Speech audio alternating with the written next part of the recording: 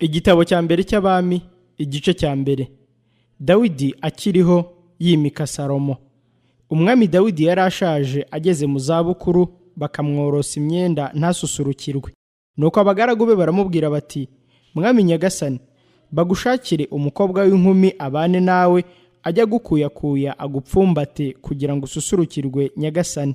Nuko bashaka umukobwa mwiza mu bihugu byose bya Isirayeli, babona Abisagi w'i Shunemu bamuzanira umwami. Uwo mukobwa yari mwiza cyane, akajya akuyakuya umwami amukorera, ariko umwami ntiyamumenye. Hanyuma Adoniya mwene Hagiti arikuza ati, nzaba umwami. Yitunganiriza amagare n'abagendera ku mafarashi n'abagabo 50 bo kujya bagenda imbere ye baca isibo.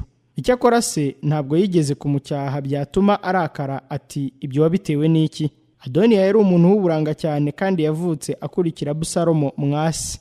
Bukeye ajya inama na Yowabu mwene Seruya na Abiyatari umutambyi, baramukurikira bamutiza amaboko. Ariko Sadoki umutambyi na Benaya mwene Yehoyada na Natani umuhanuzi na Shimeyi na Reyi za ntwari za Dawidi bo ntibaragahuza na Adoniya.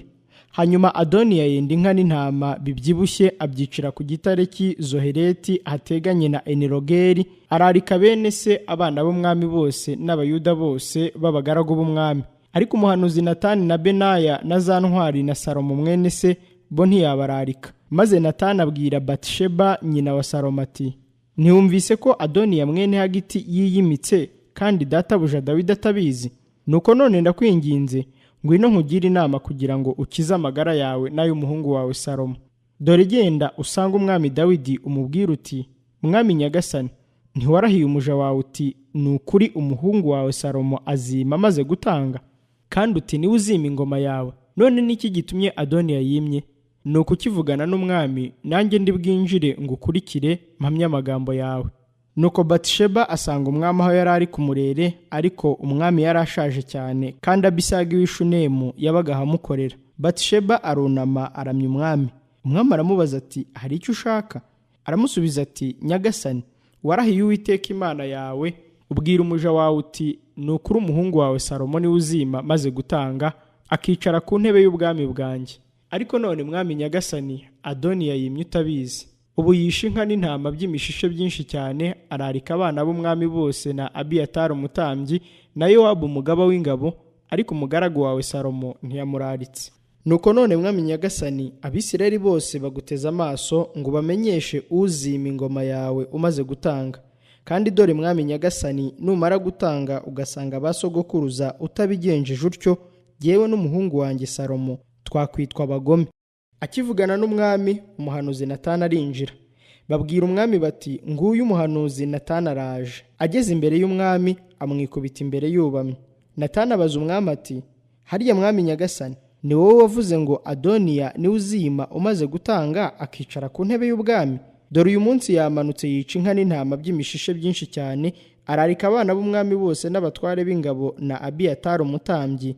Ubu bararya baranywera imbere ye bavuga ngo umwami Adoniya aragahoraho. Ariko jyewe umugaragu wawe na Sadoki umutambyi na Benaya mwene Yehoyada n'umugaragu wawe Salomo ntiyaturaritse. Mbese ibyo byabaye ku itegeko ry'umwami databuja, kandi utabwiye abagaragu bawe uzicara ku ntebe y'umwami databuja umaze gutanga? Umwami aramubwira ati, mpamagarira Batisheba. Baramuhamagara, aritaba ahagarara imbere y'umwami.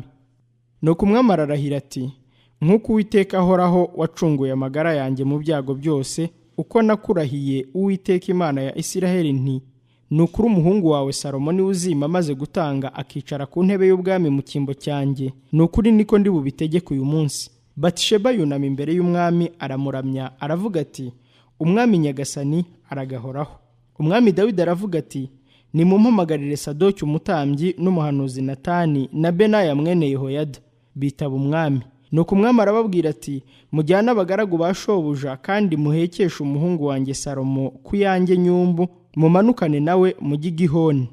Nuko umutambyi Sadoki n'umuhanuzi Natani nibagerayo bamwimikishirizeyo amavuta ab'umwami wa Isirayeli, maze muvuze ikondera muti, umwami Salomo aragahoraho. Muhere ko muzamuke mumukurikiye, aze yicare ku ntebe y'ubwami bwanjye, kuko azaba umwami mu cyimbo cyanjye, kandi ari we nategetse kuba umwami w'Abisirayeli n'uw'Abayuda. Nuko Benaya mwene Yehoyada asubiza umwami ati amen. Uwiteka Imana y'umwami databuja nayo ibihamye. Nk'uko Uwiteka yabanaga n'umwami databuja abe ariko azabana na Salomo, akomeza ingoma ye kugira ngo irushe y'umwami databuja gukomera. Nuko umutambyi Sadoki n'umuhanuzi Natani na Benaya mwene Yehoyada n'abakereti n'abapereti baramanuka bahekesha Salomo ku nyumbu y'umwami Dawidi, bamujyana i Gihoni. Umutambyi Sadoki aherako akura ihembe ry'amavuta mu ihema, ayimikisha Salomo, maze bavuza ikondera, abantu bose bashyira ejuru bati umwami Salomo aragahoraho. Nuko abantu bose bazamuka bamukurikiye bavuza imyironge, baranezerwa cyane, isi irasaduka kubw'urusaku rwabo. Maze Adoniya n'abo yari yararitse bari kumwe bose barabyumva. Bari bakimara kurya, Yowabu yumvise ijwi ry'ikondera, aravuga ati sari kurwo rusaku n'urw'iki k'umurwa uvurunganye. Akibivuga ahaza Yonatani mwene Abiyatari umutambyi. Adoniya aramubwira ati injira kuko uri umuntu ukomeye kandi uzanye inkuru nziza. Yonatani abwira Adoniya ati ni ukuri umwami Dawidi databuja yimitse Salomo ngo abe umwami, kandi umwami yamwohereje hamwe na Sadoki umutambyi n'umuhanuzi Natani na Benaya mwene Yehoyada n'abakereti n'abapereti bamuhekesha ku nyumbu y'umwami. Sadoki umutambyi n'umuhanuzi Natani bamwimikiye i Gihoni. Ubu barazamutse banezerewe, bituma umurwa urangira. Ni rwo rusaku mwumva.